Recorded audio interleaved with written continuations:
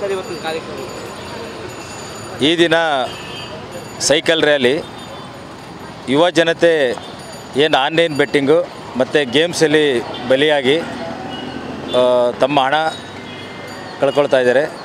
ಅದಕ್ಕೋಸ್ಕರ ಒಂದು ಜಾಗೃತಿ ಮೂಡಿಸುವಂತಹ ಸೈಕಲ್ ಜಾಥಾ ಇದು. ಸಾರ್ವಜನಿಕರಲ್ಲಿ ಮತ್ತು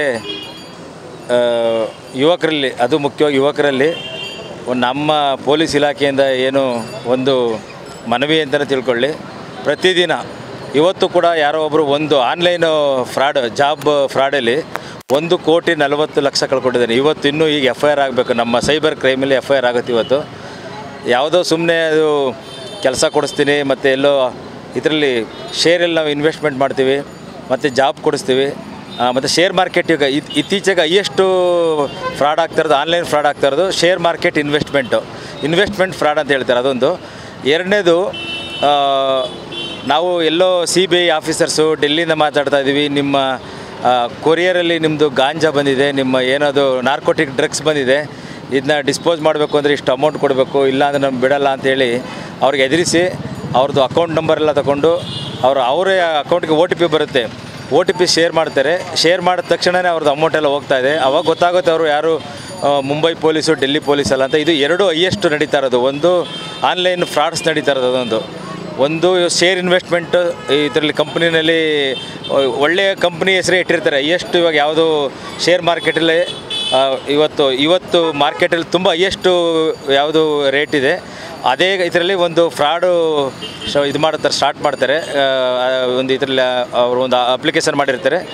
ಯುವಕರು ಏನು ಮಾಡ್ತಾರೆ, ನೋಡ್ತಾರೆ ಇದೇ ಇರ್ಬೋದು ಅಂತೇಳಿ ಆನ್ಲೈನಲ್ಲಿ ಹೋಗಿ ಎಲ್ಲ ಡೀಟೇಲ್ಸ್ ಕೊಡ್ತಾರೆ.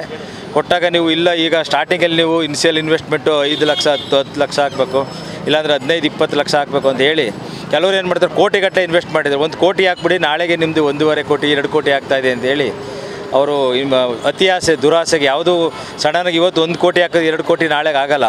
ಅತಿಯಾದ ದುರಾಸೆಗೆ ಯಾವುದು ಪೂರ್ವಾಪರ ವಿಚಾರಣೆ ಮಾಡದೆ ಅವರು ಏನು ಮಾಡ್ತಾರೆ, ಇನ್ವೆಸ್ಟ್ಮೆಂಟ್ ಮಾಡಿ ತಮ್ಮೆಲ್ಲ ದುಡ್ಡು ಕಳ್ಕೊಬಿಡ್ತಾ ಇದ್ದಾರೆ. ಅದಕ್ಕೋಸ್ಕರ ಯುವಕರಲ್ಲಿ ಒಂದು ಜಾಗೃತಿ ಮೂಡಿಸ್ಬೇಕು ಅಂತೇಳಿ ಈ ಒಂದು ಸೈಕಲ್ ಜಾಥಾನ ಹಮ್ಮಿಕೊಂಡಿದ್ದಾರೆ.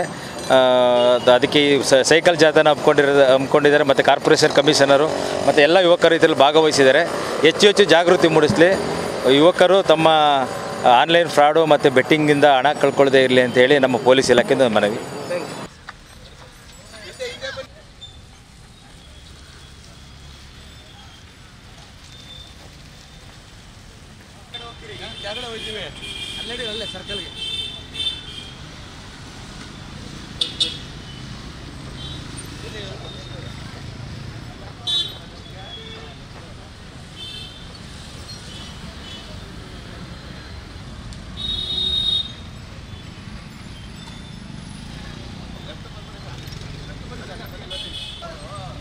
हाँ